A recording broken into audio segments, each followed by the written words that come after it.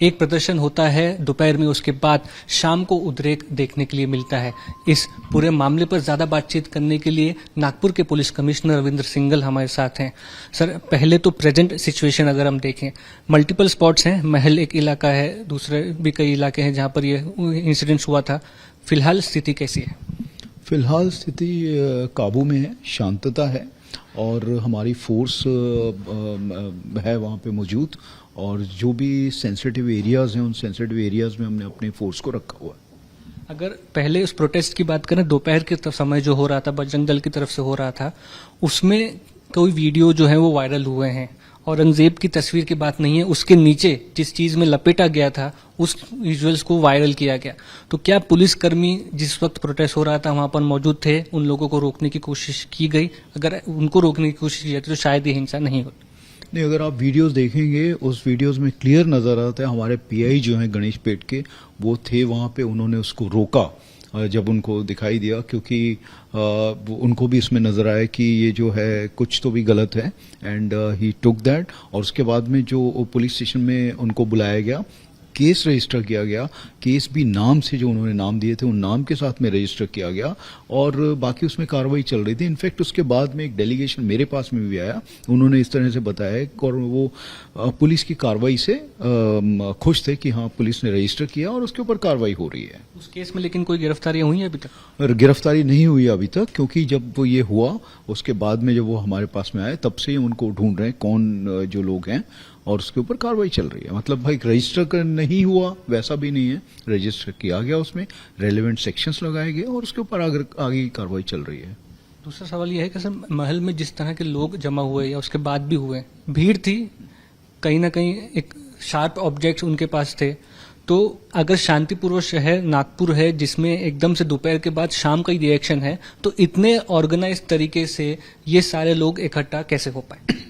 सबसे पहले तो मैं ये बताना चाहूंगा कि शार्प जो वेपन्स या ऑब्जेक्ट्स बता रहे हैं ऐसा कुछ भी नहीं था, क्योंकि मैं खुद वहां पे हाजिर था, मेरी पूरी फोर्स वहां पे थी। और इसके अंदर जो है जो लोग जमा हुए, क्योंकि वो एक तो मिक्स्ड लोकेलिटी अगर आप देखेंगे वहां पे हिंदू मुस्लिम जो है वहां पे एरिया है, और नैरो लेन से अगर बाई लेन्स आप देखेंगे तो मेन रोड के साथ में। और जो वहां पे जो पथराव हुआ है, पथराव क्योंकि वहां पे कंस्ट्रक्शन चल रही थी, वहां पे जो भी स्टोन्स थे वो वहां पे पड़े हुए थे, क्योंकि एंटिसिपेटेड नहीं था ये। तो कह रहे हैं कि जहां भी ये वायलेंस हुए हैं वहां पे अंडर कंस्ट्रक्शन साइट से ये पत्थर लिए गए हैं। जी बिल्कुल। और जो विजुअल्स वीडियोस में दिख रहे हैं, ट्रक भर के पत्थर हैं, इस विधान भवन में भी इसका देखेंगे तो उसके ऊपर एनएमसी लिखा हुआ है, वो जो उसको क्लीन किया गया है तो वो उनका है, तो इसको गलत प्रोजेक्ट ना किया जाए, ऐसी मेरी रिक्वेस्ट रहेगी आपको। सर, महल में इंसिडेंट होने के बाद भी 2 घंटे बाद हंसापुरी में उस तरह की वारदात होती है, उतनी ही भीड़ होती है, शार्प ऑब्जेक्ट्स वहां पे तो आज सुबह में हमने खुद अपने घर से देखे हैं। वहां के लोगों का कहना है कि 1 घंटे तक फोन किया गया, पुलिस नहीं पहुंच पाई। ये क्या मामला? जो है ये जब जो मेन एरिया जहाँ पे ये हुआ है उससे लगभग 2-3 किलोमीटर की दूरी पे है ये एरिया, और जब जैसे ही इसके बाद में इन्फॉर्मेशन मिली तो स्टाफ, क्योंकि अलग अलग जगह से इन्फॉर्मेशन आ रही थी कि यहाँ भी हो रहा है वहाँ भी हो रहा है, तो उसमें जो है वेरीफाई जब किया गया, जो वहाँ के संबंधित पुलिस निरीक्षक हैं उनसे पूछा गया, तो वो वहाँ पे पहुँचे और थोड़ा लेट पहुँचे, क्योंकि उससे पहले उनका बोलना है कि उससे पहले अगर आप देखेंगे तो राइट साइड में एक लेन है जिसके अंदर कुछ वाहनों का नुकसान हुआ है, तो वो वहाँ पे था। फिर उससे थोड़ा आगे जाके ये जो हंसापुरी एरिया वहाँ पे है, तो इसका हम इन्वेस्टिगेशन कर रहे हैं कि वो देर से पहुंचे कि क्या, क्योंकि सभी लोग इसमें इन्वॉल्व थे इसको पीसफुल करने के लिए। प्राइमा फेसी सर, इन्वेस्टिगेशन क्या सजेस्ट करती है? Was it a pre planned? ये सारी प्री प्लान्ड चीजें थी, दोपहर का इस तरह से प्रोटेस्ट, उसमें का एक रूमर या विजुअल वायरल होना, सोशल मीडिया पे उसके रिएक्शन होना, उसके बाद ऐसे भीड़ की तरफ से ये अटैक होना, you think it was a pre planned thing और you think it was a spontaneous? See I won't be able to comment at the moment कि ये प्री प्लान था, क्योंकि उसके रीजन ये है, क्योंकि अगर वैसा होता, प्री प्लान होता, तो वो वेपन्स उस तरह के यूज करते। अगर इसमें है ऐसा, तो सोशल मीडिया पे क्या क्या हुआ, वही हमारी चीज चल रही है अभी इसमें इन्वेस्टिगेशन, कि इसमें प्री प्लान था तो इसमें क्या क्या कंटेंट्स थे, और हो सकता है वो प्री प्लान हो, तो उसका कम से कम हमको इन्वेस्टिगेशन में वो ढूंढना पड़े, तभी उसके बेसिस में मैं बोल पाऊंगा कि हाँ इसमें इस तरह का इश्यूज इन्वॉल्व दिख रहे हैं। ये सवाल इसलिए सर क्योंकि किसी भी स्पॉन्टेनियस राइटिंग में कोई सीनियर पुलिस ऑफिसर के ऊपर कभी इस तरह का हमला नहीं होता है जिस तरह से आपके डीसीपी के ऊपर कोयते से वार किया गया है, गहरा घाव है।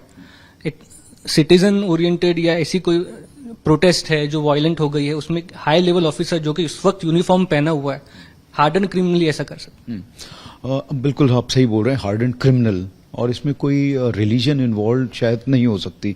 दूसरा इसमें ये कहना है कि इसमें एक वो इंसिडेंट छोड़ दिया है क्योंकि वो अरेस्ट करने के लिए उनकी टीम के साथ में वहां पे गए थे, तो इसमें कोई क्रिमिनल जो है उसने उनके ऊपर अटैक किया, अब उसके ऊपर उस हिसाब से कार्रवाई की जा रही है। इसके अलावा जो है स्टोन पेल्टिंग में हमारे जो बाकी अधिकारी हैं, 2 और डीसीपीस को हुआ है, जिसका एक लिगामेंट टियर हुआ है और दूसरा एंकल पे फ्रैक्चर हुआ है, तो वो पथराव में हुआ है। ये एक इंसिडेंट है जिसमें उनके ऊपर अटैक किया गया और उन्होंने अपने आप को बचाने की कोशिश की और उनके हाथ पे ये लगा है। तो इस तरह से मैं उसको देख, शख्स को गिरफ्तार किया गया सर जिसने हमला किया था डीसीपी? क्योंकि ये लोग सब जो 8 से 10 लोग थे, डीसीपी और उनके साथ में जो लोग थे, तो ये हुआ तो एकदम से मार के वो भाग गया, क्योंकि ये नीचे उतर रहे थे जिस तरह से बताया, तो वो एकदम से वहां से भागा है। तो क्योंकि इनको लगी थी तो बाकी लोगों को ये लगा कि इनको चोट लगी है, जो इनका वर्जन है, तो अभी तक उसका बट वो मिल जाएगा इसमें कौन इन्वॉल्व था, किसने अटैक किया है।